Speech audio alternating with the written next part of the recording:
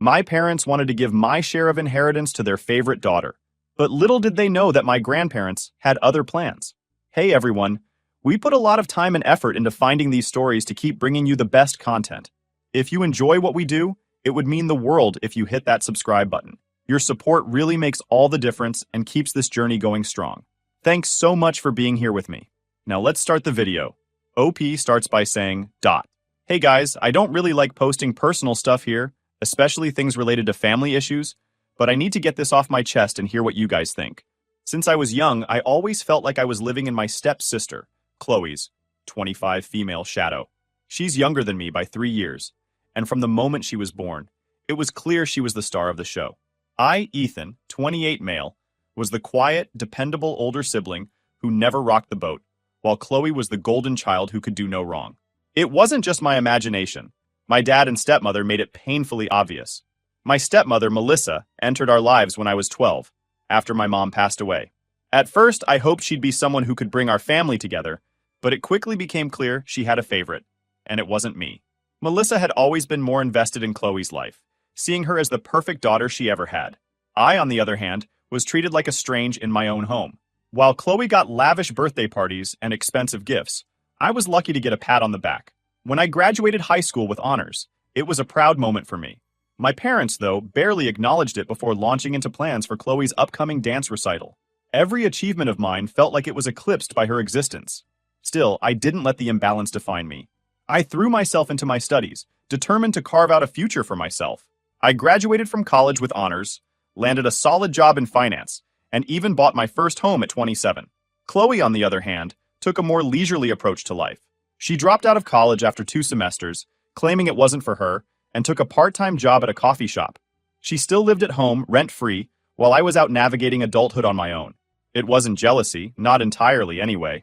I had worked hard to be independent and was proud of what I'd accomplished, but the disparity in how we were treated stung. Our parents never expected Chloe to grow up, to take responsibility for herself, or to contribute to the household. And even though I'd built a life far away from their bubble, that favoritism lingered in the back of my mind, like an old wound that never quite healed. Then Grandpa Robert passed away. He was the one person in the family who treated me and Chloe equally. His death was painful for me, but I didn't expect that it would change everything. Upon my grandpa's death, the family gathered for the reading of his will. It was a bittersweet occasion. He had been a self-made man, someone I deeply respected. I thought this would be a straightforward division of his estate among his kids. Grandpa wasn't one for games or drama, but what unfolded at that lawyer's office shocked us all. Grandpa had amassed a fortune of $4 million. Yes, you read it right. He had left it equally divided among his 3 children and his 5 grandchildren, approximately $700,000 each, for me, Chloe, and our cousins. As I sat there hearing the lawyer read it aloud, I felt overwhelmed. I had never even dared to dream about having that kind of money. This money could change my life in so many ways.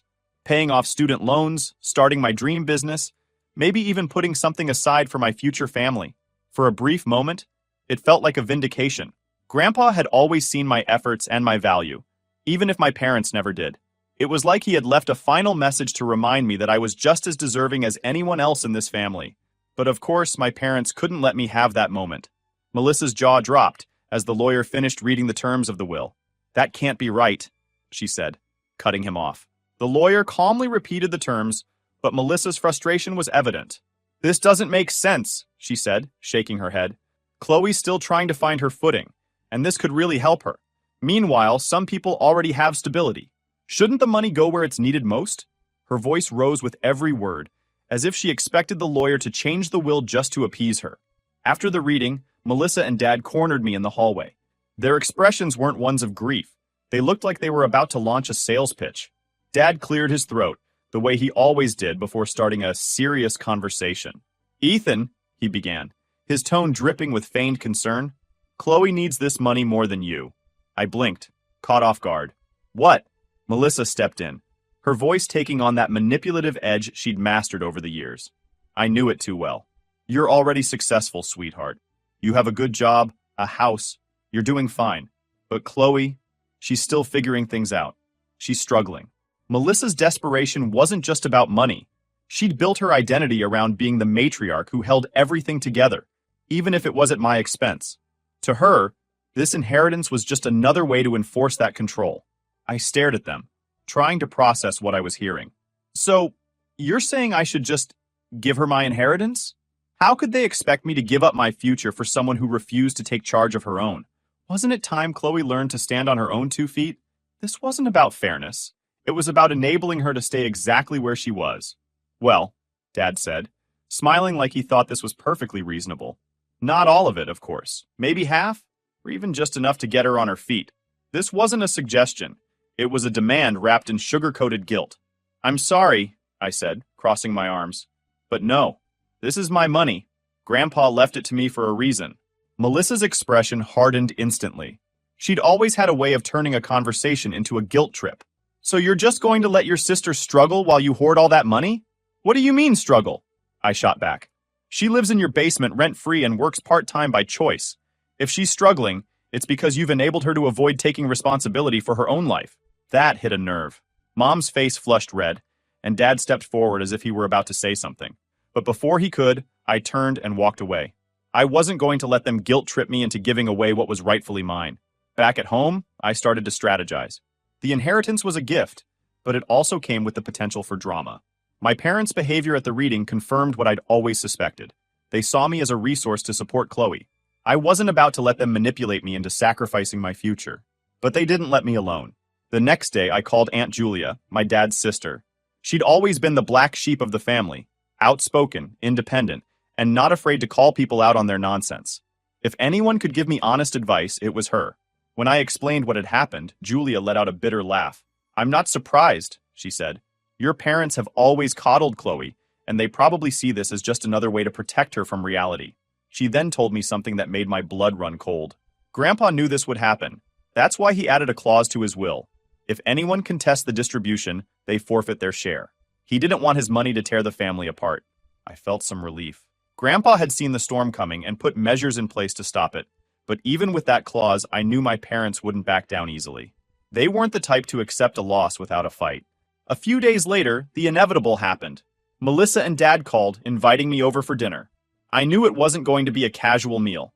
As I sat at their kitchen table, Melissa launched into another plea, this time peppered with emotional blackmail.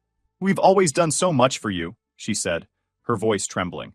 We sacrificed to give you a good life. Now we're just asking you to help your sister. Is that so much to ask? Melissa, I said, keeping my voice steady. I've worked hard for everything I have. This inheritance isn't about you or Chloe. It's about Grandpa's wishes, and I'm not going to dishonor those. That's when Dad lost it. He slammed his hand on the table, shouting, You're being selfish, Ethan. Family comes first. Grandpa would be ashamed of you for putting money above your sister. I stood up, ready to walk out. Grandpa wanted this money to be split equally. If you can't accept that, maybe you're the ones dishonoring him. Their guilt trips and shouting matches didn't work on me.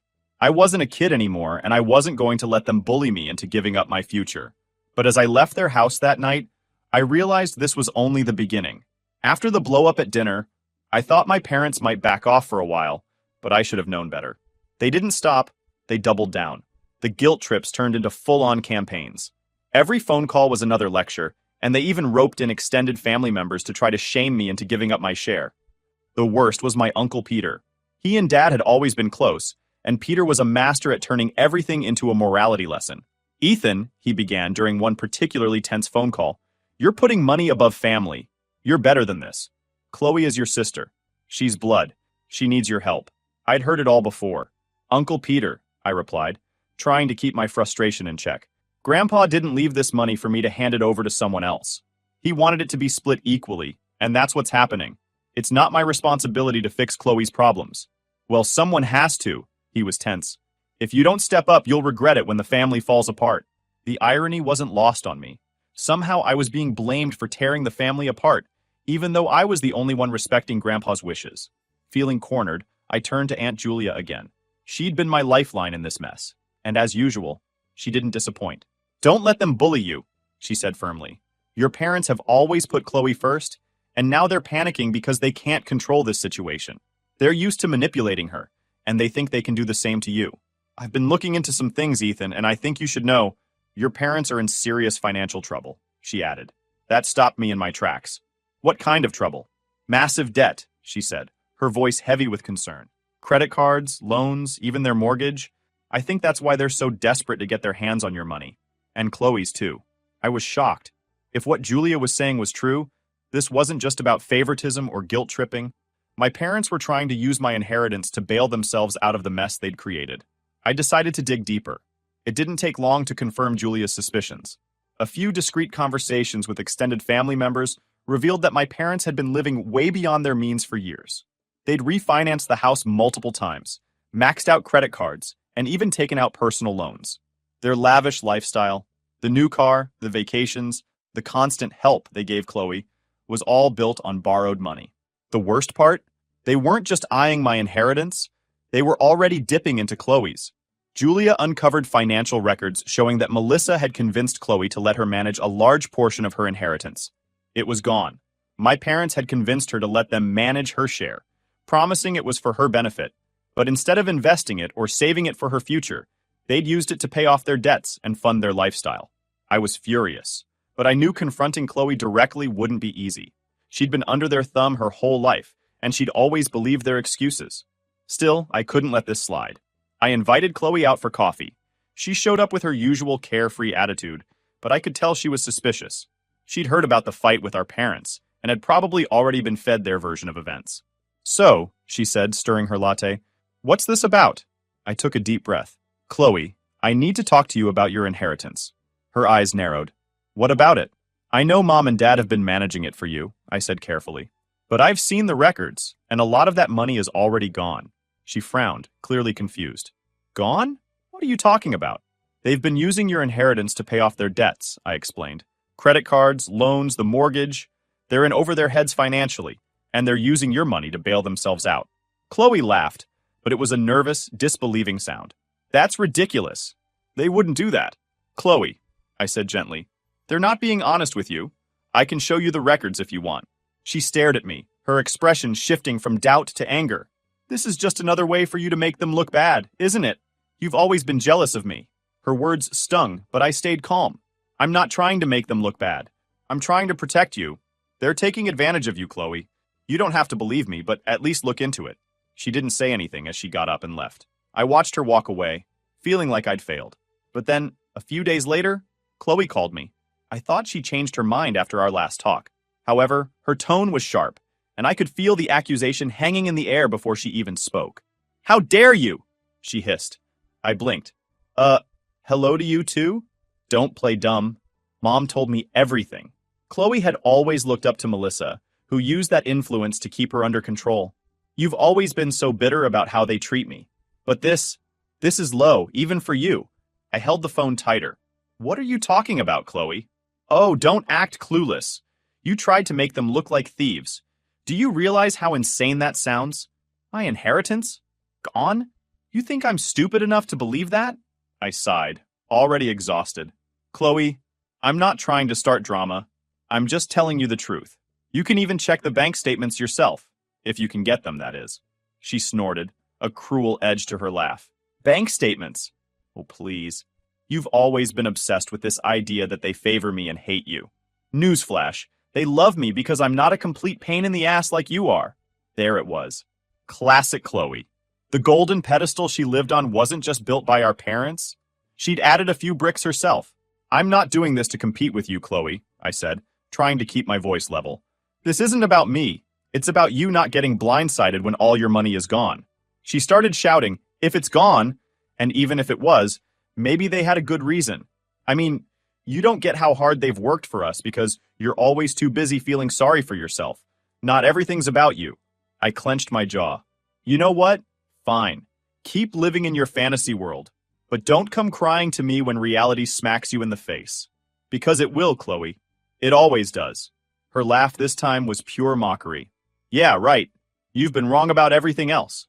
Why would this be different?" She hung up before I could say another word. For a second, I just stared at my phone, wondering if I should have handled it differently. But no matter what I said, Chloe would always default to the same entitled denial. I'd handed her the truth on a silver platter, and she'd thrown it back in my face. Let her keep believing their lies. It was only a matter of time before the house of cards came crashing down. My parents weren't the kind of people to admit defeat, even if caught red-handed. Instead, they shifted their tactics, going from guilt-tripping me to full-on vilifying me within the family. They doubled down on their narrative that I was greedy and selfish. Dad called every extended family member he could think of, spinning a sob story about how I was tearing the family apart over money. Uncle Peter, predictably, ate it up and became their loudest supporter. Every family group chat was suddenly full of passive-aggressive messages about the importance of family and selfishness ruining relationships. I stayed quiet, refusing to engage in their theatrics. It wasn't worth it.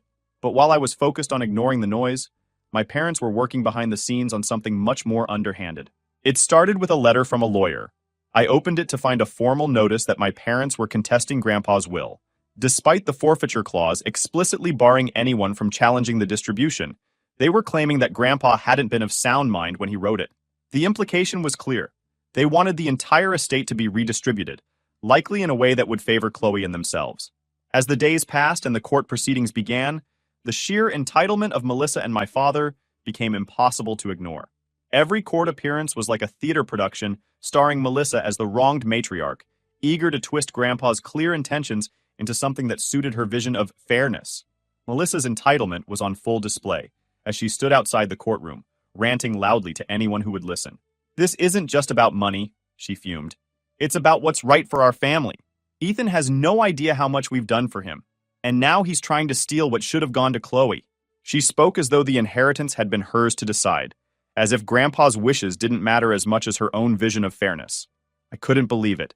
Contesting the will meant they were risking their own share of the inheritance, not just mine or Chloe's. It was a desperate, reckless move that reeked of their financial struggles. But it wasn't just about the money anymore. It was about control. Melissa had always positioned herself as the one holding the family together, even when it came at a cost to others. She'd built her identity around being the matriarch who kept Chloe on a pedestal and everyone else in line. I called Aunt Julia immediately. "They're contesting the will," I told her, barely able to keep the anger out of my voice. Julia sighed heavily. "Of course they are. They think they can scare you into backing down. Do you think they'll win?" I asked. "Not a chance," she said firmly. "Grandpa was as sharp as ever when he wrote that will, and I'll testify to that if it comes to it." Still, the thought of a drawn-out legal battle was exhausting. I didn't want to spend months, maybe years, tied up in court because my parents couldn't accept reality. As I was preparing to respond to the legal notice, Chloe called me, her tone smug and laced with mockery. I knew this wasn't going to be a pleasant conversation the moment I heard her voice. "Well, well," she said with a sarcastic laugh. "Looks like you're not the only one who gets to have opinions about my inheritance." I frowned. "What are you talking about, Chloe?" "Oh, just that Mom and Dad came over with some papers for me to sign. They said it's all about finalizing the will stuff. You know, to make sure everything goes smoothly for me." She practically purred the last word. I could feel my blood pressure rising. "Chloe, don't be an idiot. They're trying to protect themselves. Did you even read what you're signing?" She let out a mock gasp. "Oh, I'm sorry. I forgot you're the family lawyer now. Don't worry, big brother. I trust them way more than I trust you. And honestly, it's kind of funny how pressed you are about this. Are you scared I'm going to end up with your share?" I didn't respond. I simply hung up. I had no time to her nonsense. My hand was shaking with anger. I was done trying to save someone who refused to see the truth. Chloe could enjoy her moment of superiority. She'd figure it out when it was too late. I decided to confront them alone. This wasn't something I could let slide. If they thought they could twist everything in their favor and take my money under the guise of helping Chloe, they were sorely mistaken. When I showed up at their house, Melissa opened the door with that fake, sugary smile she always used when trying to deflect, as if she and my dad had done nothing. "Ethan, what a surprise," she said, stepping aside. "Come in." I didn't waste any time. "We need to talk about the will and this ridiculous lawsuit." Her smile faltered, but she managed to maintain her usual tone of condescension. "Oh, Ethan, you're making this into such a big deal. We're doing what's best for the family, for Chloe. You should be supporting us in this, not fighting us." Dad came in from the kitchen, already defensive. His face was red, and he slammed his coffee mug down on the counter. "Melissa is right. This is about making sure Chloe has what she needs to get back on her feet. You're being selfish." I scoffed. "Don't insult my intelligence. This isn't about Chloe. It's about you two trying to get your hands on my share of the inheritance. You've already drained her funds, and now you want to keep the gravy train rolling. Let's not pretend this is about helping anyone but yourselves. Especially you, Melissa. You're the one who's making the fuzz. Melissa's expression turned icy. How dare you accuse us of that? She hissed. We're trying to protect this family. Chloe needs support, and we're doing what's necessary to make that happen. You should be ashamed of yourself for thinking otherwise. I said, You mean using her money and mine to bail yourselves out of debt? That's not support, that's theft. And now you're coming after my inheritance to cover for your mistakes. The forfeiture clause in Grandpa's will is clear. If you keep pushing this lawsuit, you'll lose everything. Dad pointed a finger at me, his hand trembling with anger. You don't know what you're talking about. Chloe's been through a lot, and we're doing what we can to help her. If you weren't so greedy, you'd see that. Greedy? I laughed bitterly. You're the ones who've been dipping into money that doesn't belong to you. You're not doing this for Chloe. You're doing it for yourselves. And if you think I'm just going to roll over and let you take my share, you're dead wrong. The room fell into a heavy silence. Melissa's expressions cannot be explained, and Dad looked ready to explode, but I didn't care. I turned and walked out, leaving them to stew in their lies and manipulations. They'd made their choices, brought out the lawsuit thing, and now they'd have to deal with it. I was done playing their game. If they wanted a fight, I was ready to make sure they lost everything. After that, their desperation drove them to push forward with the lawsuit, escalating the battle to levels I hadn't thought possible. They dragged me into endless depositions, forcing me to relive every detail of Grandpa's final months, their financial manipulations, and the countless arguments that had torn our family apart. It was emotionally draining, a constant barrage of accusations and twisted narratives designed to make me look like the villain. Every court appearance felt like stepping into a war zone. My parents' lawyer, a slick, condescending type, relished painting me as the ungrateful, conniving grandson who had somehow coerced Grandpa into writing them out of the will. They claimed Grandpa hadn't been of sound mind, that I'd manipulated him into adding the forfeiture clause, and that the entire estate plan was a ploy to exclude them unfairly. But I wasn't alone in this fight. Aunt Julia, true to her word, stood firmly by my side. She became my fiercest ally, attending every hearing, every deposition, and providing testimony that cut through their lies like a scalpel. She spoke with unwavering conviction about Grandpa's clear intentions, his sharp mind right up until the end, and his disdain for anyone who tried to manipulate or take advantage of the family legacy. He was a man of principles, she told the court during her testimony, and he was very clear about what he wanted. Ethan didn't influence him. He respected Ethan because Ethan had earned it. This lawsuit is a disgrace to his memory. Her words carried weight, but the case dragged on for months. My parents clung to their delusions, throwing every baseless argument they could muster at the court, hoping something would stick. Depositions turned into cross-examinations that felt more like interrogations, as their lawyer tried to pick apart my character and motives. It was exhausting, but I refused to back down. The turning point came when the financial records were submitted as evidence. The documents laid bare the truth, the debts, the misuse of Chloe's inheritance, and their blatant attempts to rewrite history for their own benefit. It was damning, and no amount of spin could undo the damage. The final day in court was surreal. The judge reviewed everything, the will, the testimonies, the financial records, and delivered a ruling that felt like a breath of fresh air. The will is clear, and the evidence supports its validity, the judge said firmly. The claims of undue influence are unfounded, and the forfeiture clause is enforceable. The plaintiff's share of the inheritance is forfeited as stipulated. Just like that, it was over. My parents lost everything, every last penny they'd been banking on. Their faces in that moment were a mix of shock, rage, and disbelief. The victory was bittersweet. I hadn't wanted things to escalate to this point, but there was no other way to protect Grandpa's legacy, or myself. They'd forced my hand, and while I felt a sense of justice, it was hard to ignore the scars the battle had left behind. The battle was over, but the healing would take time. Melissa and Dad's wrath didn't dissipate after the loss. They spread their bitterness far and wide, slandering me to anyone who would listen and trying to spin the narrative in their favor. Acayos perfectum. Every phone call with extended relatives was now a battleground for their narrative. You've destroyed this family, Dad growled during one particularly hostile call. Your greed has cost us everything. I shot back incredulous. You're the ones who gambled everything trying to take what wasn't yours. This is on you. It was exhausting. Chloe wasn't breaking free from our parents' influence. She'd already chosen her side, aligning herself with their manipulations during the lawsuit. Even when the judge handed down the ruling that stripped our parents of their inheritance, she still clung to the narrative that they were victims of my greed. For months after the court case, she distanced herself from me, her conversations with me terse and pointed, accusing me of fracturing the family. But as time passed, cracks began to form in her loyalty. Our parents, now spiraling financially, started pressing her harder for money. It didn't take long for Chloe to realize that their promises to support her were just smoke and mirrors. They weren't trying to help her. They were using her. Not everyone in the family was so understanding.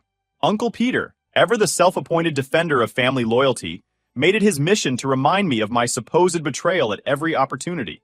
At one family barbecue, he cornered me with his coffee in hand. "Ethan, you really should try to fix things with your parents. They're struggling because of you, you know?" I sighed, already tired of the conversation.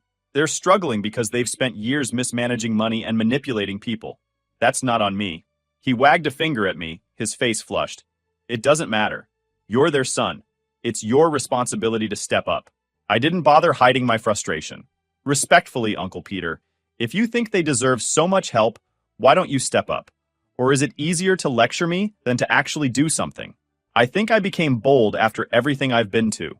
His face turned an impressive shade of red, and he stomped off, muttering under his breath. It wasn't much, but it felt good to finally stand my ground. Despite the lingering tension with some family members, I started to see the benefits of standing firm.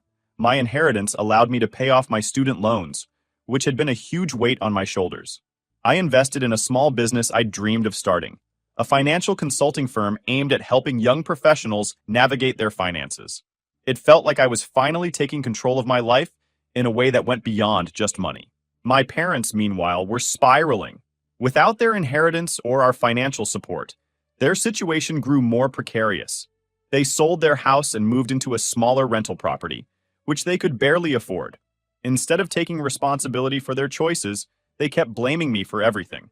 "They're telling everyone you abandoned them," my aunt said one day, scrolling through texts from a distant cousin. "It's like they're trying to rewrite history." "Let them," I said. "The people who matter know the truth." Still, the scars remained. The betrayal cut deep, and rebuilding my sense of self-worth was a slow process. But every step I took toward independence, financially, emotionally, and mentally, was a step away from their control. I didn't just inherit money from Grandpa. I inherited his strength, his values, and his unwavering belief in fairness. And that, more than anything, was worth fighting for.